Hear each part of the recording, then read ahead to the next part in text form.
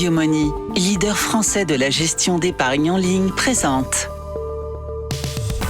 Sud Radio, Osez investir, Thomas Binet. Alors, au sommaire d'Oser investir, Thomas, ce matin. Oui, Laurence, on va parler de la reconversion des bureaux vacants en appartements. C'est un vrai filon, il va falloir l'étudier de près. On va parler également des bonnes pratiques pour gérer et épargner son argent. Et pour cela, on va recevoir Céline Haddad, qui est experte en finances personnelles chez Plum, application qui a pour vocation de faciliter l'épargne et l'investissement. Et on terminera notre rendez-vous dominical avec Guy Marty, notre expert en gestion de patrimoine, qui va nous expliquer son mot du moment, agnostique.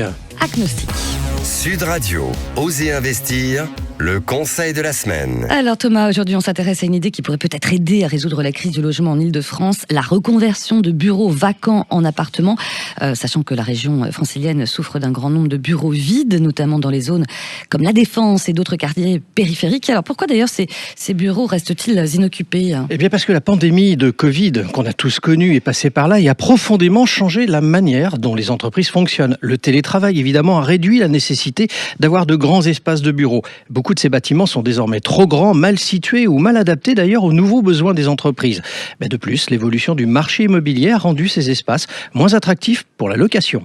Voilà, justement, combien de logements pourrions-nous éventuellement envisager de créer en reconvertissant ces bureaux, Thomas ? Si ces derniers, Laurent, s'étaient transformés en logements, on pourrait envisager la création de milliers d'appartements. Alors bien sûr, ce ne sera pas suffisant pour répondre à lui seul à la crise du logement, mais cela pourrait contribuer à l'augmentation de l'offre, surtout dans des zones bien placées comme Paris et ses environs où la demande est très très forte. Alors voilà, ça semble une bonne idée, mais la reconversion des bureaux en logement, est-ce que c'est économiquement viable ? C'est là où le défi est majeur. La reconversion de bureaux en appartements peut coûter cher et prendre du temps, surtout dans des zones où les prix du marché sont plus bas. La rentabilité de ces projets est souvent plus complexe en périphérie où l'écart entre la valeur des bureaux vacants et celle des logements reconvertis est plus réduit. Cependant, avec le soutien d'initiatives publiques et privées, cela reste évidemment un sujet faisable. Alors l'objectif quand même serait de rendre ces projets plus rapides et accessibles financièrement. Haussmann Executive Search, leader du recrutement sur les métiers de la finance et de l'immobilier, présente Sud Radio, Osez investir, l'invité. Votre invité de la semaine, Thomas, nous sommes avec Céline Haddad, experte en finances personnelles chez Plum, application qui a notamment pour vocation de faciliter l'épargne et l'investissement. Bonjour. Bonjour. Bonjour à vous, Céline Haddad. Alors on va s'intéresser effectivement dans un instant à votre application et ses différentes possibilités. Mais avant toute chose, moi j'aimerais vous entendre sur l'épargne en France. Comment se porte-t-elle dans ces moments troubles, tant au niveau d'ailleurs politique qu'économique que nous vivons ensemble ? Effectivement, écoutez, l'épargne en France se porte très bien. On a un taux d'épargne de 17,6% au deuxième trimestre. Donc, c'est surtout une épargne de précaution qui a été justement accrue avec l'incertitude économique et l'inflation qui nous a érodé ces dernières années. La moyenne européenne, pour comparer, elle est à 14,8%. Donc, ça témoigne quand même de la prudence des Français avec l'épargne. Et puis, on a quand même des livrets réglementés avec des taux à 3% jusqu'au 31 janvier. Donc, qui sont quand même des taux attractifs.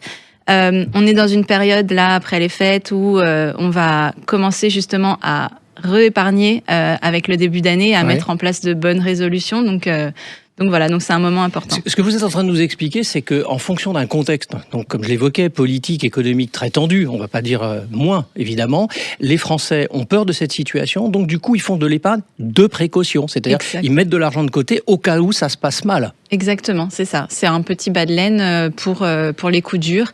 Une épargne de précaution, c'est vraiment le premier pan de l'épargne, donc c'est le matelas de sécurité. Et donc, c'est vrai que quand il y a des périodes d'incertitude, les Français préfèrent focaliser là-dessus. Ce qui est en revanche une mauvaise nouvelle pour évidemment la consommation, parce que par définition, ce qu'on met en épargne, on ne va pas le mettre dans le commerce traditionnel. Effectivement, on peut repousser des achats à plus tard en fonction de la situation économique et politique. Alors, on va parler de vous et de Plum. Vous définissez comme une application intelligente d'épargne et d'investissement qui aide les utilisateurs à faire fructifier leur argent tout au long de leur vie. En quoi cela peut les aider d'avoir recours à une application ? Ils ne sont pas capables de le faire tout seuls, en fait ? Alors justement, en fait, Plum, c'est parti du constat de l'inertie financière. Chaque mois, on se dit, alors ce mois-ci, ça y est, je commence à mettre de l'argent de côté, je commence à investir, et au final, le mois passe et on n'a rien fait. Ou alors, on a mis de l'argent de côté au début du mois, qu'on a complètement repris au milieu du mois. Et donc, Plum, en fait, va venir débloquer ça en mettant de l'argent automatiquement de côté pour vous. vous selon vos moyens. Donc c'est un algorithme intelligent qui va regarder votre compte et voir combien vous pouvez mettre de côté chaque mois. Ça veut dire qu'il faut en fait mettre des tuteurs, c'est un problème de pédagogie, de connaissance, de durabilité dans l'effort, c'est tout ça que vous êtes en train de nous dire ? C'est un problème, oui, c'est un problème, je pense, de discipline et aussi de savoir combien mettre de côté en fonction de ses moyens, parce que parfois on décide de mettre beaucoup plus que ce qu'on ne peut, et puis on est découragé parce qu'on reprend la moitié, donc on s'arrête. Avec Plum, c'est vraiment l'algorithme va calculer exactement combien vous pouvez mettre des petits montants de côté chaque semaine et va le faire pour vous, pour que ça soit $1. Pour que ça soit clair pour tous nos auditeurs, vous n'êtes pas une banque, hein, on est bien d'accord. Non, on n'est pas une banque. Alors concrètement, c'est un tableau de bord donc, qui permet selon vous de contrôler différents points d'épargne automatisés. C'est comme ça que vous le définissez, je crois. Alors, quels sont les points précisément sur lesquels on peut agir ? Alors, par exemple, il y a les arrondis. Donc, à chaque fois que vous allez acheter quelque chose, vous allez prendre les petits centimes en plus. Si vous achetez un pain au chocolat à 1,20 €, vous avez 80 centimes qui sont automatiquement repris et épargnés. Et donc, au final, à la fin du mois, ça fait déjà, en général, en moyenne, aux alentours de 30 €. Puis, on a d'autres règles d'épargne un peu plus ludiques aussi. Oui, parce que pour qui s'intéresse à votre sujet et qui va sur votre site, on voit vous avez en fait créé un certain nombre de scénarios. Par exemple, je vais en prendre un qui m'a un peu interpellé, c'est le défi les 52 semaines. Donc mettre 1 € de côté chaque semaine, 2 € la deuxième semaine, ainsi de suite. Ça reviendrait, si on arrivait à tenir ce rythme-là, à mettre 1 378 € de côté sur une année. En fait, vous avez de façon un peu ludique décidé de challenger vos clients. C'est exactement ça. Donc, en fait, sans s'en rendre compte, parce qu'on parle de petits montants, 1 €, 2 €, etc., on arrive à mettre de côté plus de 1 300 €. Comme on dit en finance personnelle, les petits ruisseaux font les grandes rivières.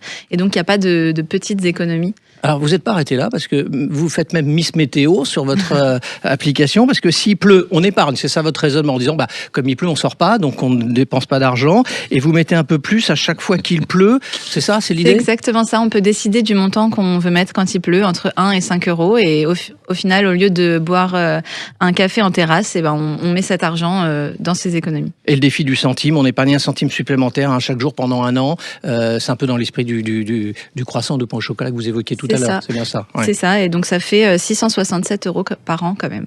Oui, d'accord. Alors, ça veut dire que tous les challenges que vous avez mis en place sur Plum, c'est un ensemble d'économies et au final, ça fait quand même des vraies sommes. Exactement, ça fait des vraies sommes. Et ce qui est bien aussi, c'est qu'on peut décider dans les enveloppes dans lesquelles on met ses économies. Donc, on peut décider de créer une enveloppe pour ses futures vacances, pour les fêtes de fin d'année, etc. et les moments importants et répartir ses économies dans ces petites enveloppes. Alors, on est à la fin de l'année, les bonnes résolutions vont arriver. Après, c'est pas sûr toujours qu'on les tienne, c'est toujours un peu le concept.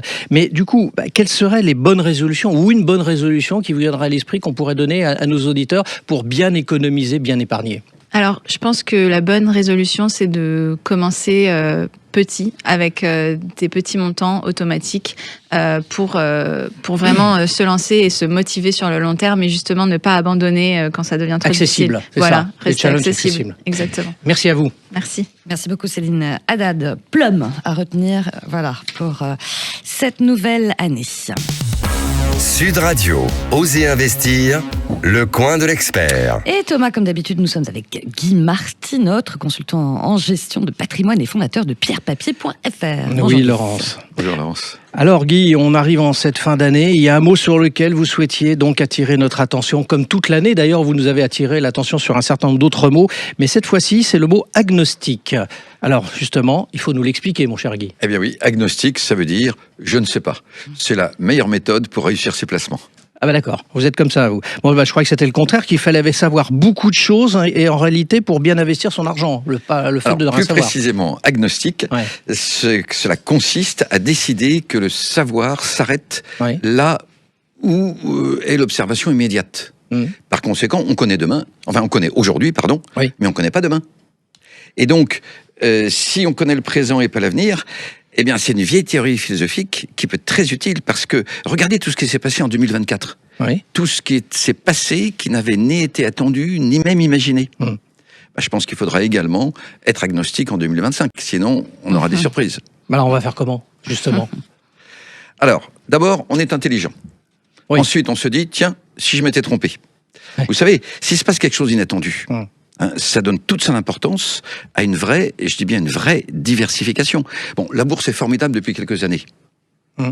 En 2025, elle va continuer ou pas? De même, est-ce que je suis pas menacé si d'un seul coup l'inflation repartait? Et donc, toute l'idée, c'est de faire attention à ce que l'équilibre des placements ne soit pas menacé s'il se passe quelque chose de totalement inattendu. Bon, alors on a un Guy Marcy pessimiste ce matin, donc il finit mal l'année, concrètement. Non, c'est une grille de lecture. On démarre un voyage en avion, on va faire un beau voyage, mais on commence par vérifier l'appareil. C'est la checklist. Bon, donc 2025, optimisme, mais prudence quand même, parce que l'investissement, exactement, c'est la prudence Thomas. aussi. Merci à vous. Merci Guy Marty, et merci beaucoup Thomas. Merci. On se retrouve le week-end prochain. Avec grand plaisir. Allez, et optimiste et prudent, on a bien compris. Merci. Sud Radio, Osez investir, Thomas Binet. Avec Yomoni, leader français de la gestion d'épargne en ligne.